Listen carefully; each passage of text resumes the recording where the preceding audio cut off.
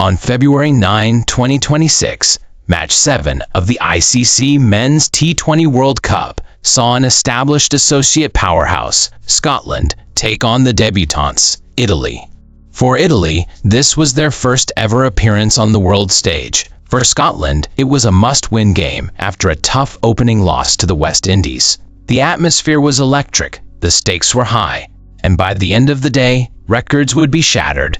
Italy won the toss and elected to bowl, but they quickly realized the magnitude of the task. Scotland's opener, George Munsey, was in a mood for destruction. Munsey played a vintage knock, smashing 84 runs off just 54 balls, anchored by 13 fours and 2 sixes. He shared a massive 126-run opening stand with Michael Jones, the first ever century partnership for Scotland in World Cup history.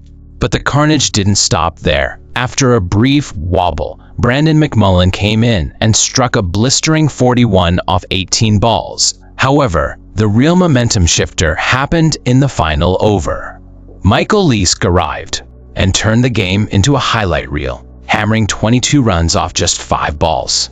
This late surge propelled Scotland to 207 for 4-4, not only the highest total by an associate team in World Cup history, but the first time any team crossed the 200 mark in the 2026 edition. Chasing 208 is a monumental task for any team, let alone a debutante. Italy's challenge became even steeper when their captain, Wayne Madsen, suffered a heartbreaking shoulder dislocation while fielding in the 4th over and was unable to bat. Despite the loss of their leader, Italy showed incredible heart. After losing an opener to the very first ball of the chase, we witnessed a special piece of history, the Manenti partnership. Brothers Ben and Harry Manenti shared a 73-run stand that kept the Italian dream alive. Ben Manenti etched his name into the record books as Italy's first ever T20 World Cup half-centurion, scoring a defiant 52 off 31 balls. Just as the Manentis were starting to look dangerous, Scotland's man of the moment returned. Michael Leask, having already starred with the bat, dismantled the Italian resistance. He broke the Manenti partnership and proceeded to rip through the middle order, finishing with incredible figures of 4 for 17.